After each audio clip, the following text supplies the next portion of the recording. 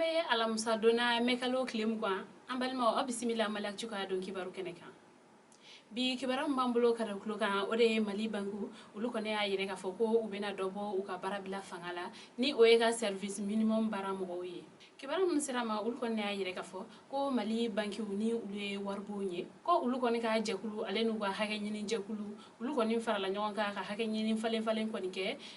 UNTM ale kani bara bila kone wakati ukonnala o hage falen ne kofe u ya yire ka fo ko u kone bena alaje ni ka bara fitini ndo kone ke wala sa mo koni magu be kana sa o koni bara ko nala o ya yere ka fako sara waru ulu bena labla banki kono ni o e virement ye ale ni guichet automatique fene ni warbe labo manchi munu fe kene malala ko ulu yere koni fene bena to ka labara ale ni je mo batigi munu fene be no ko ulu ka waru be se ka mine banki ko nala ko wa ube se ka ta waru bla banki ko nala uyeni haklan ta ka keni arabadoy barabla inkle sabana kibara wara mambulo kada kuluka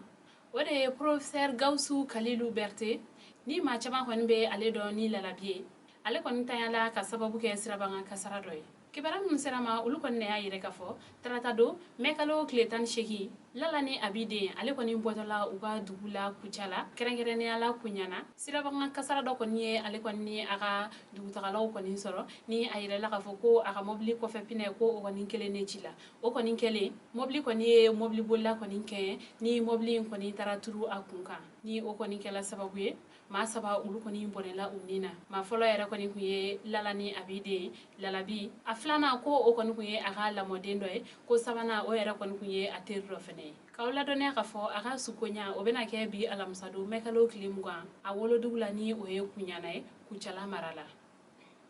kibara wara mambulo kada kluka ode arabado mekalo kletan kononton jatege wale tabaw ulu koni e mobile bolla do koni ka mobile ne akono fe unjini ninga kla ka mobile bolla en koni kantike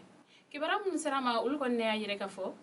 barani obe ansongo marala camion bado koni fale ngulola jatiga wale tabaw koni ye o camion koni lajo ni ka camion bulla kantige ka soro ka camion ni ngulo ka ulu yera koni fene be jini ansongo aleni ngaw celala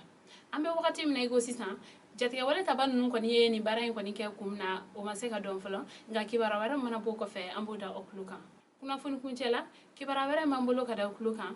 muso do ni ale koni shibeta sambi sabani kola ko ale koni ayere fakasin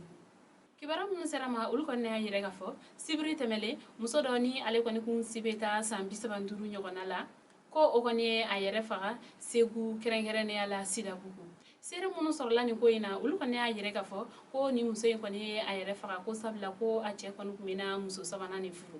ni muso koni aga yere faga wale nke tumamna ko o koni kera ka soro dugula mo nunu ko ulu koni chama bora kataka kurane jigi yoro dola u kerefe dugu dola ay kibara telima mun soro ni yere faga ina oreni kibara were mana bo ko fe amboda okuluka ambalma oni ne kuye o ga bidon kibaro e kada okuluka ani che aka kuloma jola o kambe anyona were